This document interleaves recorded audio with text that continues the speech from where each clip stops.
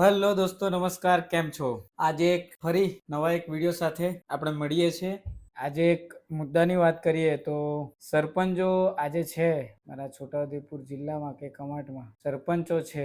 આજનો સરપંચ એટલે આપણે શું સમજીએ છીએ? સરપંચની કલ્પના તમે કરો ખાલી. આજનો સરપંચ એટલે આરસીસી, નરેગા, મનરેગા. સરપંચ એટલે ઝઘડો ભાંગે તે સરપંચ, મૈયતમાં આવે તે સરપંચ, જે વ્યવહારો સાચવે તે સરપંચ. આજે સરપંચની વ્યાખ્યા શું છે કે કોઈકનો ઝઘડો ભાંગી આપે, કોઈના મરણ પ્રસંગમાં, કોઈના લગ્ન પ્રસંગમાં એની હાજરી હોય જ અને આરસીસી બનાવી આપે. આજની વાસ્તવિકતા છે ને આજની એક સરપંચની વ્યાખ્યા ગણીએ તો આ જ છે. આ એટલે સરપંચ આપણે ગણીએ છીએ. પણ હાલના જે સરપંચો છે એમને હું એટલી જ નમ્ર વિનંતી કરું છું કે તમારા ગામની અંદર, તમારા ફળિયાની અંદર કે તમારી પંચાયતની અંદર કેટલા બાળકો હોશિયાર છે, કેટલા બાળકો 10માની પરીક્ષા આપી છે, કેટલા બાળકો 12માની પરીક્ષા આપી છે, સાયન્સ આપી છે, આર્ટ્સ આપી, કોમર્સ આપી છે. આ પણ સરપંચને ધ્યાન રાખવું જોઈએ. ગામનું શિક્ષણ, ફળિયાનું શિક્ષણ કેવું છે અને એની અંદર કેટલા બાળકો ભણે છે આ તમારે ધ્યાન રાખવું જોઈએ. સરપંચ એટલે ફક્ત ઝઘડો ભાંગવું નહીં. સરપંચ એટલે ગામનો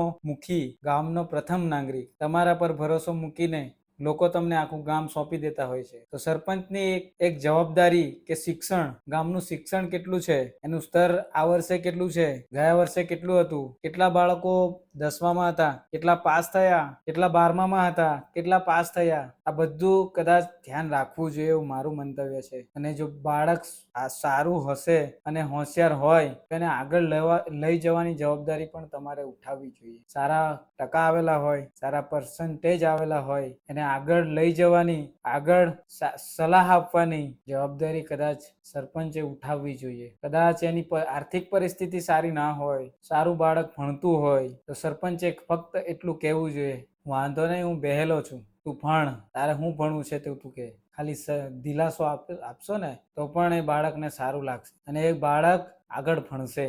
આગળ ઘણી બધી યોજનાઓ છે, શિષ્યવૃત્તિ છે, એની અંદર બાળક ફ્રી શિપ કાર્ડ છે, એની અંદર બાળક ભણી શકે છે. પણ તમે એક સપોર્ટ અને એક સલાહ આપવી જોઈએ કદાચ મારા મંતવ્ય પ્રમાણે. સરપંચ એટલે ફક્ત આરસીસી બનાવવું નહીં, પણ ગામનું શિક્ષણનું સ્તર ક્યાં છે, તો મારા ગામની અંદર શિક્ષણનું સ્તર કેટલું છે અને કેટલા બાળકો ભણે છે અને કેટલા બાળકો 10મા સુધી ભણે છે આ ધ્યાન રાખવું જોઈએ. કદાચ પ્રાઇમરીથી આગળ જાય છે ખરા આપણા ગામના બાળકો? આપણા ગામની અંદર પ્રાઇમરી સ્કૂલ છે તો પ્રાઇમરીથી આગળ જાય છે ખરા? કેટલા બાળકો આગળ ભણવા જાય છે? ગામની શાળાઓમાં કઈ કઈ તકલીફો પડે છે, બાળકો કયા હિસાબે ભણે છે, આ સરપંચે જાણવું જોઈએ. અને મહિનાની અંદર એક આંટો સ્કૂલમાં મારવો જોઈએ. આપણી જોડે ઘણા બધા બાનાઓ છે કે આપણે કોઈ સમજે નહીં, કોઈ માને નહીં, આપણું કીએ તે નહીં ભણાવે, આપણા કહેવાથી કંઈ નહીં થાય. પણ કેમ? આપણા કહેવાથી મત આપણને આપે છે, આપણા કહેવાથી એ બીજાને કન્વિન્સ કરે છે મત આપવા માટે.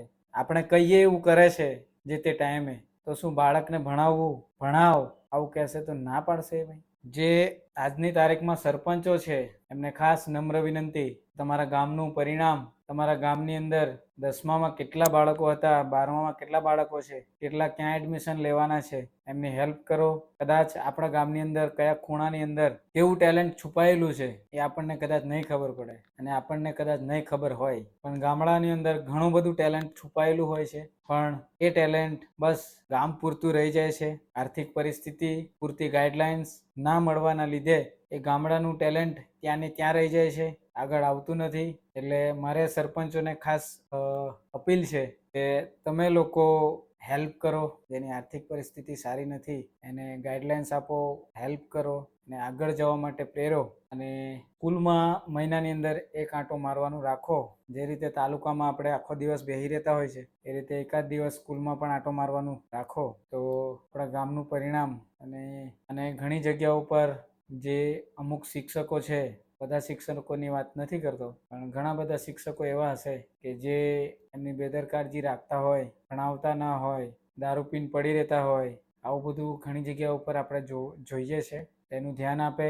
જે ગામડાની અંદર બાળકોનું ટેલેન્ટ છુપાયેલું છે બહાર નીકળવું જોઈએ અને સરપંચોએ આટલી ધ્યાન રાખવું જોઈએ. કદાચ તમારામાં આવતું હોય કે ના આવતું હોય તેમ છતાં આટલું કરજો અને ઝઘડો ના થાય. આજે માન લો કે ઝઘડો ભાંગનાર એ સરપંચ કહેવાય. ઝઘડો ભાંગે એને આપણે સરપંચ કહીએ, આરસીસી બનાવે એને આપણે સરપંચ કહીએ. બરાબર. તો મારું એવું માનવું છે કે એવું ગામ બનાવો કે ઝઘડો જ ના થાય, અને ઝઘડો થાય તો બી તમારા સુધી ના પહોંચે એવું ગામ બનાવો તો કહેવાય સરપંચ. એજ્યુકેશન એટલું હોવું જોઈએ બાળકો સામે ચાલીને તમારી જોડે આવે. સરપંચ એવા બનો કે 10મામાં કે 12માની અંદર પરિણામ આવે ને તો સૌથી પહેલા તમારી જોડે આવે. એ વિદ્યાર્થી, એ બાળક તમારી જોડે આવે અને તમને પૂછે કે હવે શું કરું, આટલા ટકા આયા મારા, આટલું હું ભણવા માંગુ છું. એ તમને આવીને કહે, તમને આવીને એવું કહે કે અમે ભાગ પાડી લીધા છે. બસ સરપંચોને બસ આટલી જ અપીલ, અને સરપંચોને બસ આટલું જ કહેવા માંગુ છું. કદાચ સરપંચો ઘણા સારા સરપંચો પણ હશે, ઘણા સરપંચો જતા પણ હશે અને ઘણા નહીં પણ જતા હોય, કંઈ વાંધો નહીં. પણ હવે નવું સત્ર ચાલુ થશે ઉનાળા વેકેશન પછી, તો આપણે ટ્રાય મારીએ, જવાનો પ્રયત્ન કરીએ. અને ફક્ત 15મી ઓગસ્ટ અને 26મી જાન્યુઆરીએ ઝંડો ફરકાવવા ના જતા દર મહિને એક આંટો મારીએ અને ગામના બાળકોને પૂછીએ બધું હાલચાલ, શું છે સ્કૂલમાં, કેવું છે. તો એક સરપંચ તરીકે આટલું જ તમે કરી શકો છો. અને મારાથી કદાચ કંઈ પણ ભૂલ થઈ હોય, કદાચ તમને ખોટું લાગતું હોય ને ખોટું લાગ્યું હોય તો માફ કરજો. આભાર.